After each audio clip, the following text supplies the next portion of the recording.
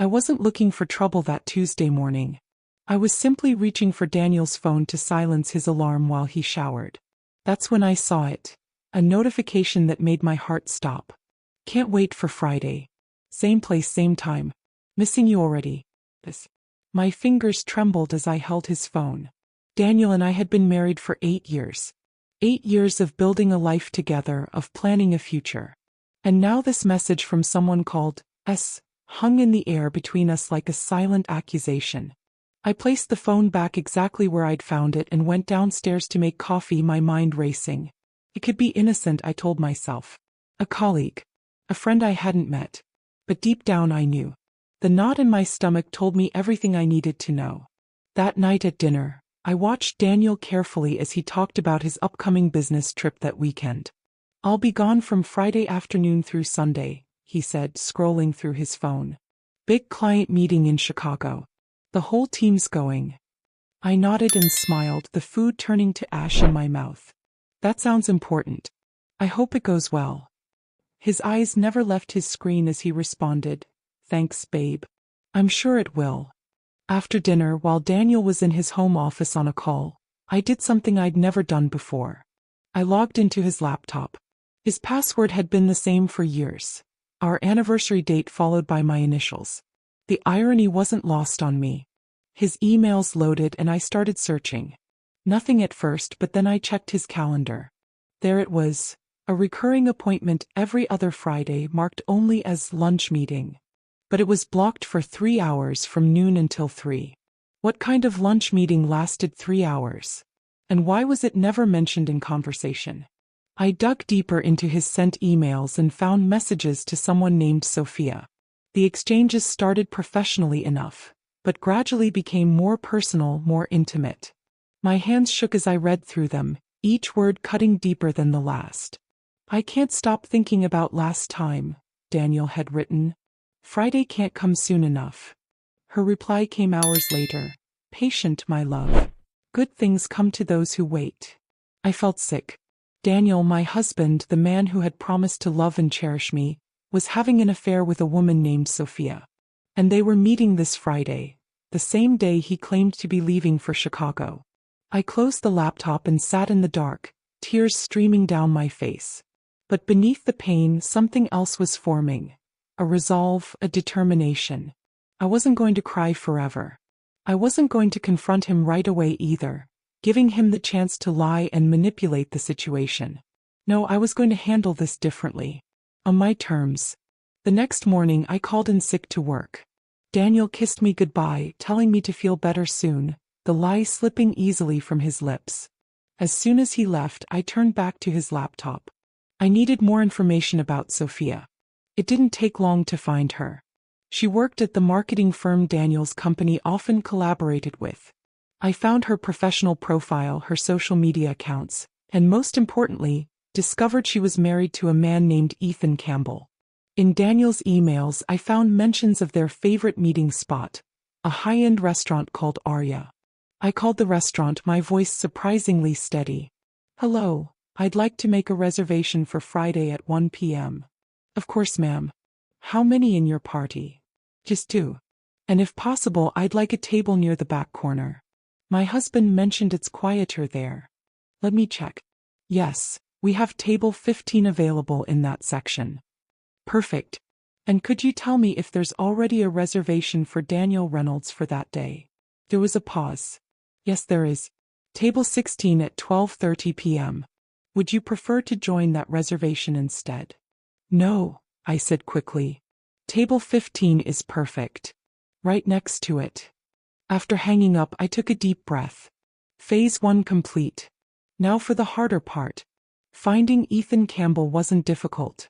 He was a financial advisor with his own practice. I called his office, introducing myself as a potential client. "I'm interested in discussing investment opportunities," I told him. "Would you be available for lunch on Friday? Say 1 p.m. at Arya." He agreed readily enough, and I hung up feeling a strange mix of guilt and vindication. The trap was set. The next 2 days were the hardest of my life. I moved through our home like a ghost, watching Daniel pack for his business trip, listening to his lies about flight times and hotel reservations. Each deception was another nail in the coffin of our marriage. "I'll miss you," he said Thursday night, pulling me close in bed. "Will you?" asked, my voice soft. He kissed my forehead. "Of course I will." I lay awake long after his breathing evened out into sleep, wondering how we'd gotten here, how the man I loved had become this stranger beside me. Friday morning arrived with brutal clarity. Daniel left early, claiming he needed to stop by the office before heading to the airport. I watched him drive away, knowing exactly where he'd be in a few hours. I spent extra time getting ready, choosing a deep blue dress that Daniel had always loved, styling my hair, applying makeup with care. This wasn't vanity, it was armor. I needed every bit of confidence I could muster. At 12:45, I arrived at Arya and was escorted to table 15. From my position, I could see Daniel and Sophia already seated at the adjacent table. She was beautiful, tall and elegant with dark hair that fell in waves down her back. They were holding hands across the table, completely engrossed in each other. The sight sent a jolt of pain through me, but I steadied myself. This wasn't the time for weakness. At 1 o'clock sharp, Ethan Campbell arrived.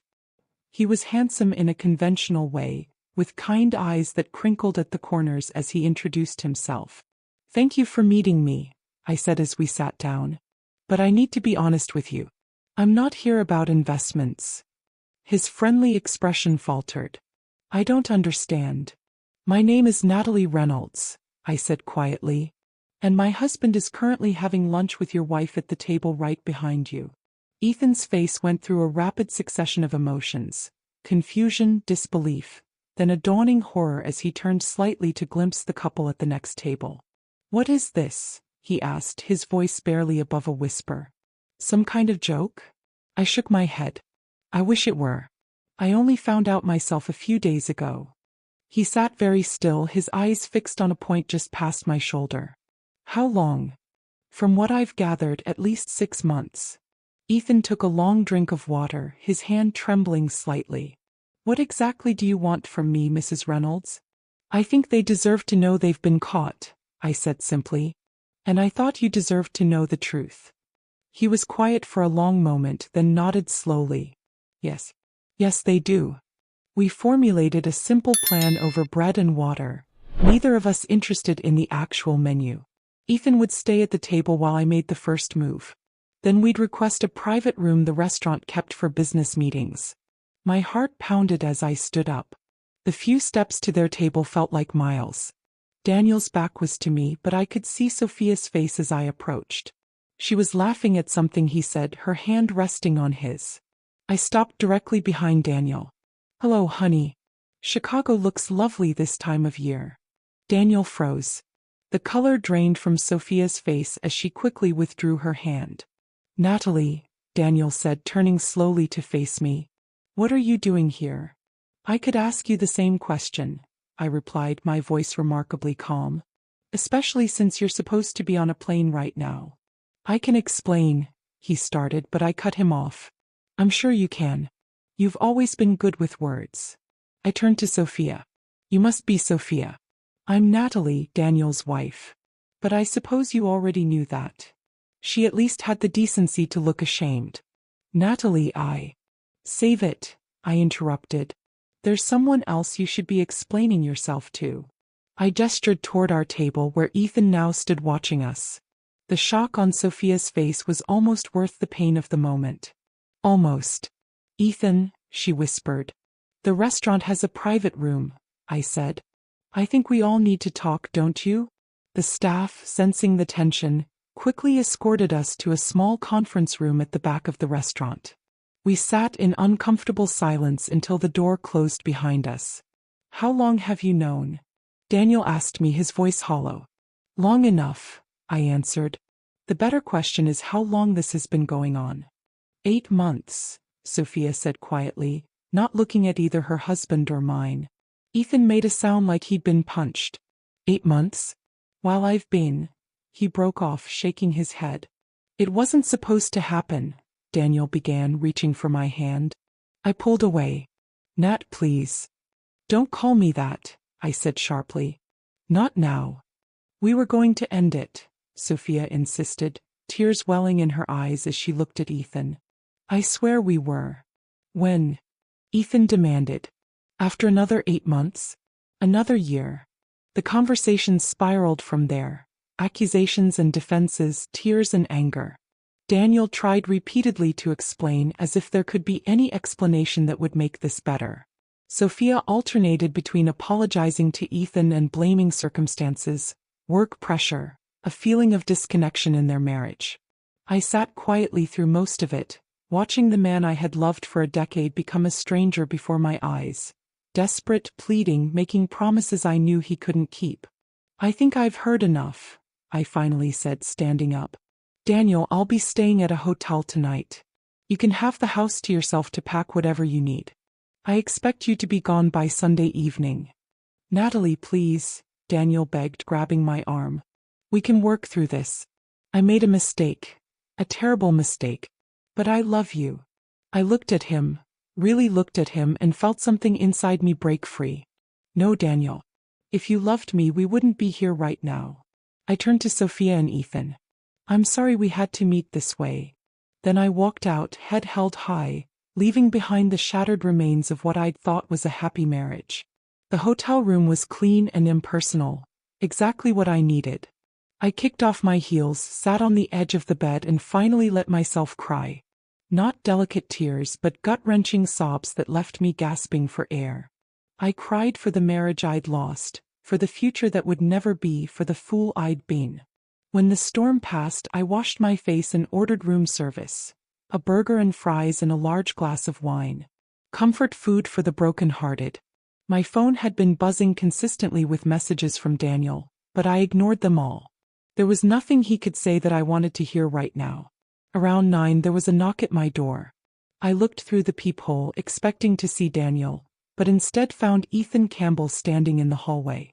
I opened the door cautiously. Ethan. He looked as wrecked as I felt. I hope you don't mind. The restaurant told me which hotel you'd called for a reservation.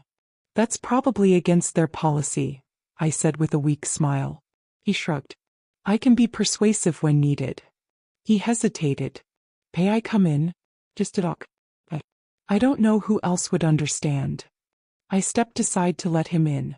We sat in the 2 armchairs by the window looking out at the city lights. How are you holding up? I asked. Terrible, he admitted. I dropped Sophia at her sister's place. She kept trying to explain, but... He trailed off, shaking his head. How about you? About the same. We sat in companionable silence for a while, 2 strangers united by the same betrayal. I keep wondering if I missed something, Ethan said eventually. Some sign, some clue. Me too, I confessed. But maybe there wasn't anything to miss. Maybe they just chose to lie and they were good at it. We talked for hours, sharing stories of our marriages, our lives, our dreams, all the things that now seemed tainted by deception. It was strangely comforting to talk to someone who understood exactly what I was feeling. When Ethan finally left around midnight, we exchanged numbers. Just in case you need someone to talk to, he said. Someone who gets it. The next morning, Daniel was waiting in the hotel lobby when I came down for breakfast. He looked terrible, unshaven, eyes red-rimmed, wearing the same clothes from the day before. Please, just 5 minutes, he begged. Against my better judgment, I agreed to coffee. We sat in a corner of the hotel cafe, as far from other guests as possible. I've ended it with Sophia, he said immediately. It's over, completely over. That's good for you, I replied, stirring my coffee. But it doesn't change anything between us. Natalie, I made a horrible mistake. I got caught up in something I never intended to happen. But I love you. I've always loved you. I looked at him, this man I'd shared my life with, my bed with, my dreams with. You know what's strange, Daniel? I believe you. I believe you love me in your way. But it wasn't enough, was it? Not enough to keep you faithful, not enough to make you honest. I'll do anything, he promised, reaching for my hand across the table. Therapy, counseling, whatever you want. I'll earn your trust back. I gently pulled my hand away. The thing is, I don't want you to. I deserve better than this. Better than spending years wondering if you're lying to me again. So that's it? He asked, his voice breaking. 8 years of marriage just done? You ended it, I said quietly. Not me. I'm just acknowledging the reality you created. I left him sitting there, staring into his untouched coffee. For the first time since finding that text, I felt a sense of clarity. The path ahead would be difficult, but it was mine to walk. The divorce proceedings were surprisingly civil. Daniel didn't contest anything, perhaps out of guilt or perhaps because he knew he had no ground to stand on. We sold the house, divided our assets, and within 6 months, I was legally single again at 34. I moved into a smaller apartment, took a new position at work that I'd been hesitant to pursue while married, and slowly began rebuilding my life. Some days were harder than others. There were moments when I missed the comfort of my old life, the certainty of having someone beside me. But those moments became fewer as time passed. Ethan and I stayed in touch. At first, it was just occasional texts checking in on each other, comparing notes on divorce lawyers and the strange process of dividing up a shared life. Then it became coffee every couple of weeks, then regular dinners. He was easy to talk to, thoughtful in a way that made me feel heard. We were careful with each other, aware of our mutual wounds, but there was comfort in sharing space with someone who understood the particular pain I'd experienced. Do you ever regret it? He asked me one evening 6 months after the confrontation at Arya. Setting up the reveal the way you did? I considered the question seriously. No. I needed to see it with my own eyes, I think. And you deserve to know the truth. I'm grateful, he said simply. Not for what happened, but for how I found out. For meeting you. His words hung between us, carrying more weight than either of us was ready to acknowledge. As spring turned to summer, our friendship deepened into something more, though we both approached it with caution. Ethan was different from Daniel in all the ways that mattered. He was present, attentive, honest to a fault. But the experience of betrayal had changed us both, made us wary of trusting too completely. I'm scared, I admitted to him one night as we walked along the riverfront. What if we're just reaching for each other because we're both broken in the same way? He took my hand, his grip warm and steady. Maybe we are. Or maybe going through something like that changes what you value. Maybe we see things in each other that we couldn't have appreciated before. I leaned against his shoulder, watching the city lights reflect on the water. I think I could love you, I said quietly. And that terrifies me. We have time, he assured me. All the time we need. And we did take our time building something new and careful and true. By the time a year had passed since that fateful day at Arya, Ethan and I were officially together, learning the delicate balance of carrying past hurts while opening ourselves to new possibilities. I ran into Sophia once at a coffee shop downtown. She looked startled to see me, then embarrassed. Natalie, she said, her eyes darting around as if seeking an escape. How are you? I'm well, I replied, surprised to find I meant it. And you? Managing. She hesitated. I wanted to tell you. I'm sorry. Truly sorry for the pain I caused. I studied her face, finding genuine regret there. Thank you for saying that. Daniel and I, it didn't last after everything. You probably knew that. I nodded. Ethan mentioned it. You and Ethan. She trailed off, questioning. We're together, I confirmed. It wasn't planned. She gave a sad smile. Maybe something good came from all the mess then. As I watched her walk away, I felt the last of my anger dissolve. Not forgiveness exactly, but a release. A decision to no longer carry the weight of what she and Daniel had done.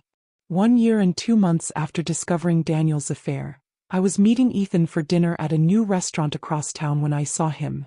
Daniel sitting alone at the bar, nursing what looked like whiskey. Our eyes met, and for a moment I was back in that hotel room, heartbroken and adrift. But the feeling passed quickly, replaced by something unexpected.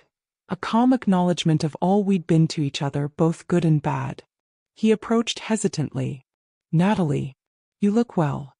Thank you, I said. So do you. An awkward silence fell between us, filled with all the things we'd once meant to each other. I heard you're with Ethan now, he said finally. I nodded. I am. Are you happy? The question seemed to cost him something to ask. I am, I repeated, and in that moment I realized how completely true it was. He smiled, a genuine smile tinged with regret. I'm glad. You deserve to be. Daniel, I began, not sure what I wanted to say. I hope you find what you're looking for. I'm working on it, he replied. Therapy helps. So does taking responsibility. He hesitated. I never properly apologized to you. Not really. I was too busy trying to save something that I'd already destroyed. He met my eyes directly. I'm sorry, Natalie. For all of it. Thank you, I said softly. That means something. We said goodbye with the gentle knowledge that it was likely the last meaningful conversation we'd ever have. As I watched him walk away, I felt a final knot loosen within me. Not forgiveness exactly, but acceptance. The past was the past, and I was no longer bound by it. Ethan arrived minutes later, his face lighting up when he saw me. Sorry I'm late. Traffic was terrible. It's okay, I said, reaching for his hand. I ran into Daniel. Concern flickered across his face. Are you all right? I considered the question. A year ago, even 6 months ago, the answer might have been different. But now, looking at the man before me and thinking about the life we were building together, I knew the truth. I'm more than all right, I told him. I'm exactly where I'm supposed to be. Later that night, as Ethan slept beside me, I thought about the strange path that had led me here. The pain of betrayal had nearly broken me, but it had also forced me to rebuild myself stronger, wiser, more certain of what I deserved. Some lessons come at a terrible cost. But in the quiet darkness, watching the rise and fall of Ethan's chest, I felt grateful for what I'd learned. That sometimes an ending is just the beginning of something true and beautiful, something you never could have imagined for yourself. The betrayal hadn't defined me. It had simply shown me who I really was. A woman capable of walking through fire and emerging not just intact but transformed.